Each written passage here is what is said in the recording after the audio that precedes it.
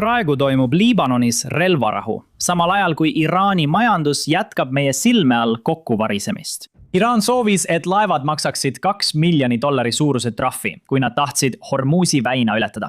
Aga nüüd keelduvad laevad seda maksmast ja Iraani režiimil pole muud võimalust tulu saada, samal ajal kui USA blokaad jätkub. Majanduslik olukord riigis on muutumas nii halvaks, et juhtkonna tipus on puhkemas kodusõda. Niisiis, räägime kõigest sellest, alustades loomulikult relvarahust Liibanonis. Siin on avaldus, mille president Trump täna hommikul välja andis. Mul oli just suurepärane vestlus kõrgelt hinnatud Liibanoni presidendi ja Iisraeli peaministriga. Need kaks liidrit on kokku leppinud, et oma riikide vahel rahu saavutamiseks alustavad nad ametlikult 10-päevast relvarahu kell 17:00 ida aja järgi. Teisipäeval kohtusid need kaks riiki esimest korda 34 aasta jooksul, siin Washingtonis DC's.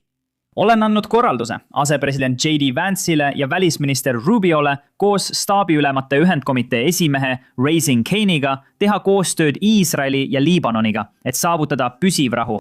On huvitav, et rahu läbirääkimistes osaleb sõjaväelane, kindral Rezin Khane, ja see ütleb meile palju.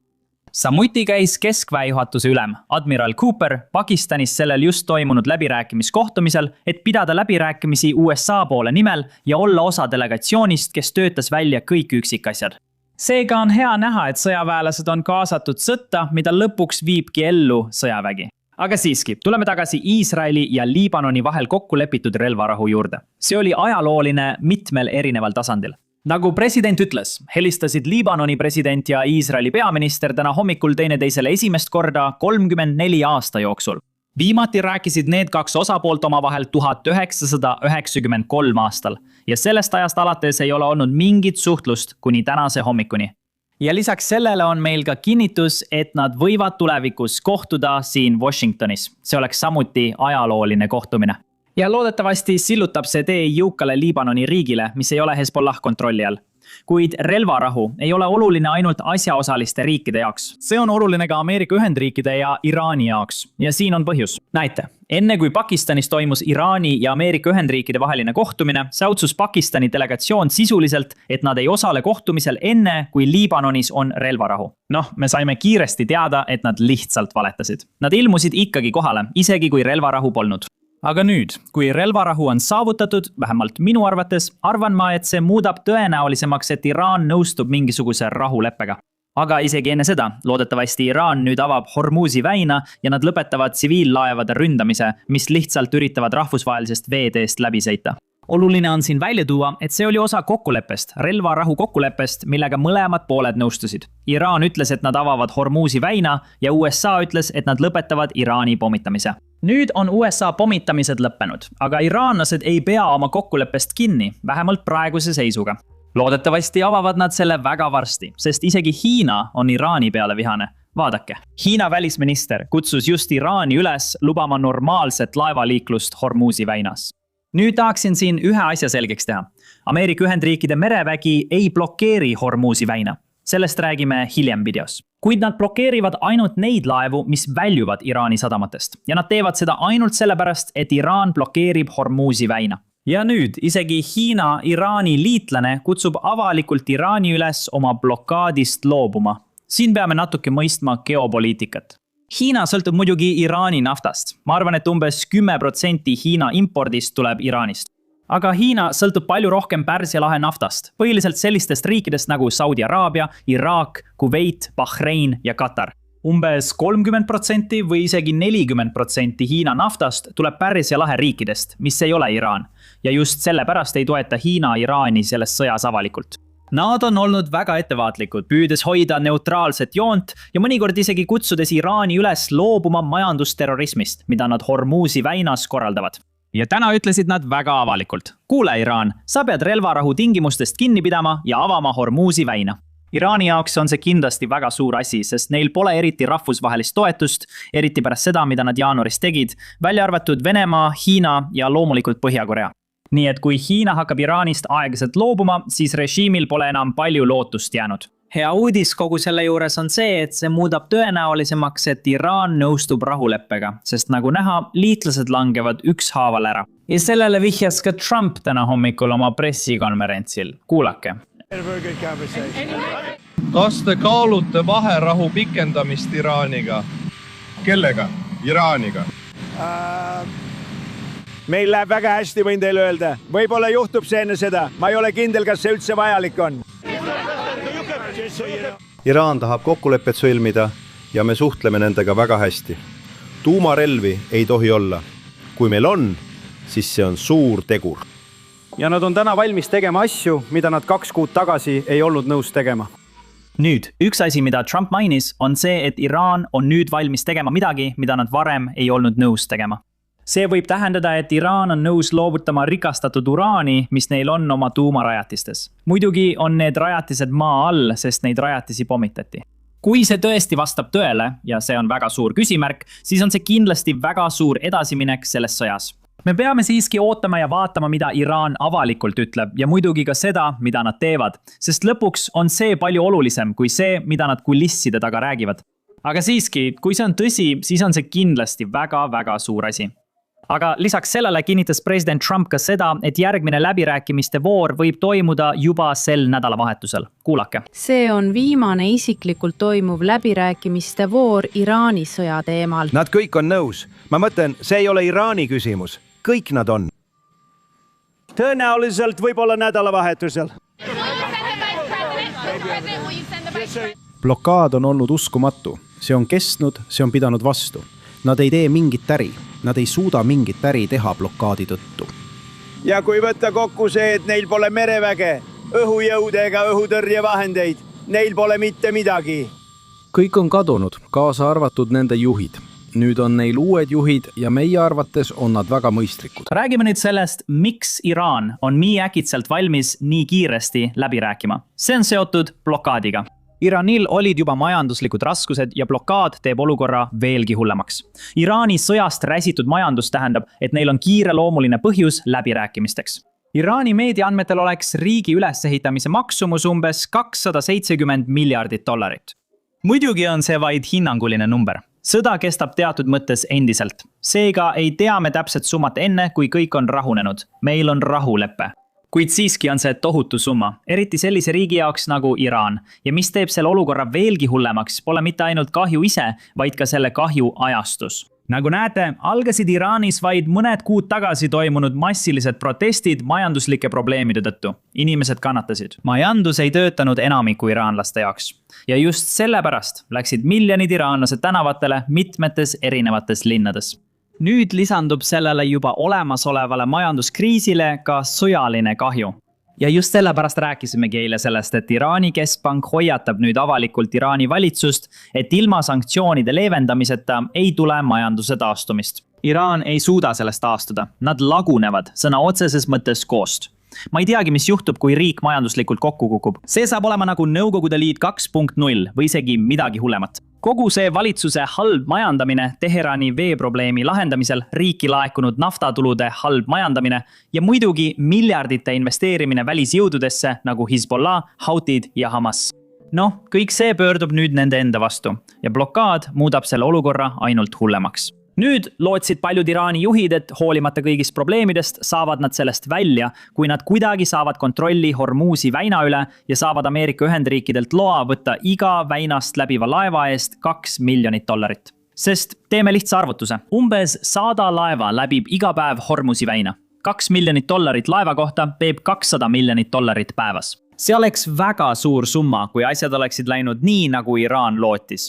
Kahjuks nende juhtide jaoks ei lähe plaan nii, nagu nad lootsid.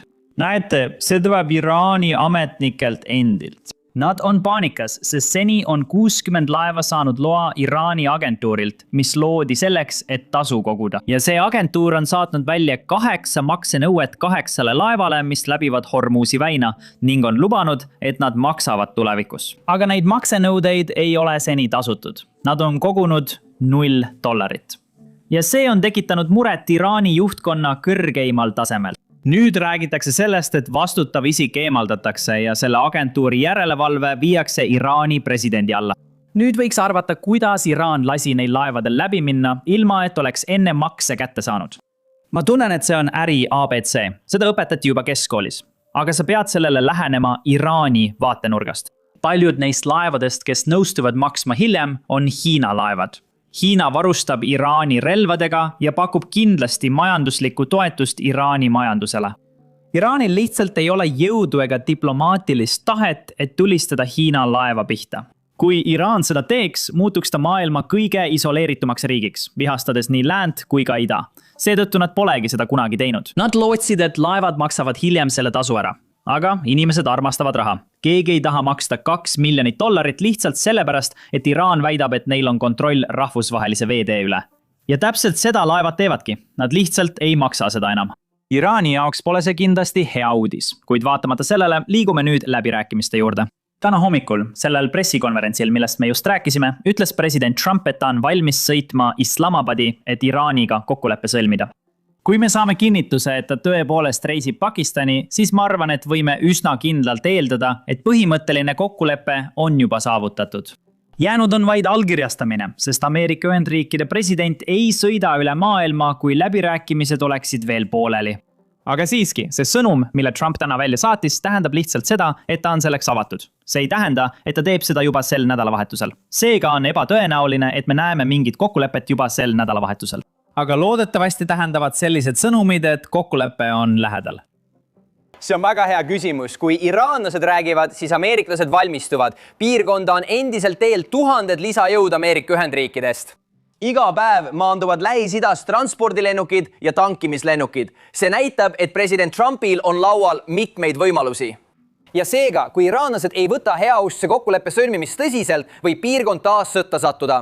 Ja mis on heatahtlik kokkulepe? See on oluline asi, millele tähelepanu pöörata. Heatahtlik kokkulepe tähendab, et Iraan mõistab, et neil ei saa kunagi olema tuumarelva, nad mõistavad, et nad ei saa säilitada uraani rikastamise võimet ning nad mõistavad, et nad peavad eemaldama juba rikastatud uraani, mis on sügavale maa alla peidetud. Pärast operatsiooni Kesköö haamerit oma riigist. Kui nad suudavad need kokkulepped läbirääkimistel selgelt sõlmida, võivad nad kokkuleppele jõuda. Kuid arutatakse ka teisi teemasid, nagu nende ballistiliste rakettide programm, nende toetus piirkondlikele käsilasrühmitustele nagu Hamas, Houthid ja Hezbollah. Nii et põhiline on siin see. Nüüd tahan ma keskenduda täna hommikusele pressikonverentsile, mille korraldas Pentagon, sest ka sealt saime teada palju huvitavaid üksikasju. Kõigepealt räägib Admiral Brad Cooper päästeoperatsioonist, mis toimus umbes nädal tagasi, kui 100 USA eriüksuslased sisenesid Iraani ja päästsid ühe õhuväelase, kes oli riigis lõksus olnud üle 24 tunni. Kuulake nüüd. Kohtusin mõnede meeskondadega, kes aitasid meie F-15 õhuväelased Iraanis turvaliselt koju tuua ja kuulsin nende isiklikke kogemusi. Tõelised kangelased. Veetsin aega meie sõduritega, kes kasutavad esmakordselt sõjas tipptasemel taktikaid ja tehnoloogiat. Ma ei saa rääkida, mis see täpselt on, kuid noored mehed ja naised rajavad uusi radu. See on uskumatult inspireeriv. Koos 4 maailma parimat õhuväge, Iisraeli õhuvägi, USA õhuvägi ning USA mereväe ja merejalaväe õhuväed saavutasid ja ületasid korduvalt meie enda sõjalisi eesmärke. Ja lõpuks on meil kindral Raising King, kes teeb põhimõtteliselt üksikasjaliku ülevaate sellest, kuidas USA seda blokaadi teostab, kui palju sõjalaevu on kaasatud, kuidas nad suhtlevad laevadega, mis üritavad blokaadist läbi murda ja kuidas nad on seni taganud, et mitte ükski laev pole pääsenud läbi USA blokaadi, mis on seatud otse Omaani lahe äärde. Nii et see on tegelikult üles seatud India ookeanis, ma arvan. Aga vaata ise, tal on kõik graafikud ja kaardid olemas. Kõigepealt graafiku juurde. See on tehtud enne blokaadi algust. Üleval on põhjasuund. Siin graafiku keskel näed blokaadi joont, mis on tähistatud punase katkendjoonega. See kaar on väljavõte meie ühisest operatiivpildist, mida me kasutame selleks, et võimaldada komandöridel ja võtmeisikutel näha, mis toimub peaaegu reaalajas. Me lihtsalt tegime ekraanipilte, et tuua esile tegevused ja sündmused. Mida ei näidata, on see, kui uskumatult tihe liiklus selles piirkonnas on. Ja see uskumatu töö, mida meie meremehed teevad, et tagada, et nad saaksid töötada väga tiheda liiklusega veealal ja selle ümbruses. Samuti ei ole siin kujutatud tohutut hävitajate, luurelennukite, helikopterite ja teiste pardal olevate jõudude hulka. Seal hulgas õhutankurlennukid, mis asuvad selle blokaadiala kohal. Te märkate, et USA väed on sinisega tähistatud. Iraani laevad on punasega. Ja kui me alustasime seda blokaadi, oli USA keskväe juhatuse jaoks 7 huvipakkuvat laeva, mis tekitasid muret. Mitmesuguste luurevahendite ning mereväe luureameti ja teiste luureagentuuride abiga hakkas vägi kell 10 hommikul idastandardaja järgi võimalikke vahelesegajaid otsima. Järgmine slaid, palun. Praegu on ida-suve aja järgi kell 12:42. Tundi ja 40 minutit pärast blokaadi algust, kui blokaadi murda üritavad laevad püüavad joont ületada. USA väed hakkasid tegutsema. Nende ees oli rida luure, seire, reke ja taktikalisi vahendeid. Ja kohe hakkasid need läbimurdjad nägema, tajuma ja tundma, kuidas Ameerika sõjaline jõud nende peale surub. Jude Flyev, tavaliselt hävitaja nagu siin kujutatud, koos USS Abraham Lincolni löögigrupi õhuväega hakkas nende laevade poole liikuma. Igas punktis annab Ameerika Ühendriikide merevägi hoiatuse. Noor mereväelane, tavaliselt ühe neist hävitajatest sillal olev noorem ohvitser, võtab mikrofoni ja edastab ning ma tsiteerin: ärge püüdke blokaadi murda. Iraani sadamatesse või sealt väljuvatele laevadele minnakse tõkestamiseks ja arestimiseks pardale. Pöörake ümber või valmistuge pardale tulekuks. Kui te sellele blokaadile ei allu, kasutame jõudu. Ja kui see sõnum edastatakse, nagu ma varem mainisin, saavad need laevajuhid sõna otseses mõttes näha, tajuda ja tunda survet enda ümber. See on hästi õlitatud masinavärk, mida on mitu korda harjutatud ja nüüd alates blokaadi algusest on seda teostatud juba 13 korda. Järgmine slaid, palun. Oleme nüüd olnud blokaadis juba üle 24 tunni. Näite mitme laeva ümberpööramist. Neist 12 jäid blokaadijoone sisse. Üks, keda siin ei ole kujutatud ja kes oli ida pool, pöördus ümber enne, kui ta üldse prooviski. Iga laev, mis ületaks blokaadi, tooks kaasa selle, et meie meremehed rakendaksid eelnevalt planeeritud taktikaid, mille eesmärk on jõud sellele laevale suunata, vajadusel laevale minna ja see üle võtta. Ja see hõlmab mitmeid jõu kasutamisastmeid, mis võivad sisaldada hoiatuslaske ja muud. Järgmine slaid. Viimane graafik näitab olukorda Navy 2. Aprilli ööl kell 23:20. Nagu näete, on kõigi nende laevade kaptenid teinud tark otsuse mitte liikuda, läbida ega murda seda blokaadi. Nagu ma olen seni maininud, on 13 laeva teinud targa otsuse ümber pöörata. Ja kui me jätkame seda blokaadi hoidmist sekretäri ja presidendi käsul, siis iga laev, mis ei järgi meie juhiseid, võetakse vastavalt ette. Tänase hommiku seisuga ei ole USA keskväe juhatusel olnud vaja ühtegi konkreetset laeva pardale minna. Ja ma tuletan teile meelde, et me viime läbi sarnaseid meretõkestusoperatsioone ja tegevusi ka Vaikse ookeani vastutusalas. Nende laevade suhtes, mis lahkusid sealt enne blokaadi algust.